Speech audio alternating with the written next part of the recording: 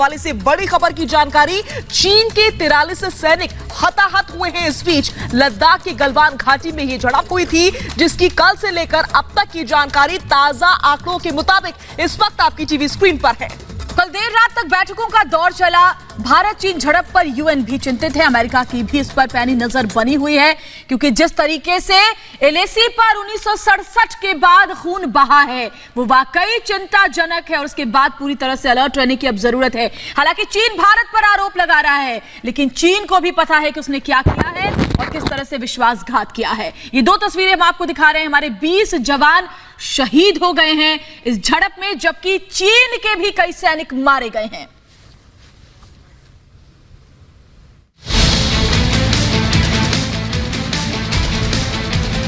लद्दाख में भारत और चीन की सेना के बीच सीमा पर तनाव गहरा गया है।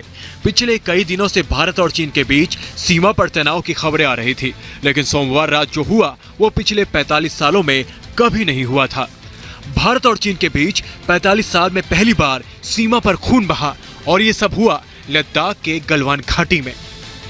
चीन की सेना के साथ खूनी झड़प में भारतीय सेना के 20 जवान शहीद हुए हैं, जिनमें एक कर्नल भी शामिल है, जबकि 17 जवान गंभीर रूप से घायल हैं। हालांकि पहले एक कर्नल और 2 जवानों की शहादत की खबर आई थी, लेकिन देर शाम भारतीय सेना ने 20 जवानों की शहादत की पुष्टि कर दी। बताया जा रहा है कि भारतीय और चीनी सेना के बीच 6 जून को हुए समझौते को लेकर बहस हुई, जिसके मुताबिक चीनी सेना को पोस्ट 1 से 5 किलोमीटर पीछे हटना था, लेकिन पीछे हटने के बजाय सोमवार की आधी रात में कायर चीनी सेना ने भारतीय सेना पर अचानक हमला कर दिया। चीनी सेना ने भारतीय सेना पर रॉड, पत्थर और लोहे की कील लगी रॉड से हमला किया, जिसका जवाब भारतीय सेना ने भी दिया। न्यूज एजेंसी एनआई के मुताबिक इस खूनी झड़प में चीन के 43 सैनिक भी हताहत हुए हैं।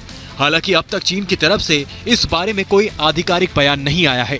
भारतीय और चीन की सेना के बीच एलएसी पर हुई झड़प के बाद भारतीय विदेश मंत्रालय ने भी बयान जारी किया है। भारतीय विदेश मंत्रालय का कहना है, एलएसी पर जो हुआ उससे बचा जा सकता था। लड़ाई चीन ने शुरू की थी और इस झड़प में दोनों तरफ से जवान जख्मी हुए। विदेश मंत्रालय ने कहा, चीन के साथ सीमा विवाद को सुलझाने के लिए बातचीत जारी है। भारत ने हमेशा एलएसी का सम्मान किया है और चीन को भी ऐसा करना चाहिए। इस बीच दिल्ली में ताबड़तोड़ बैठकों का दौर जारी रहा।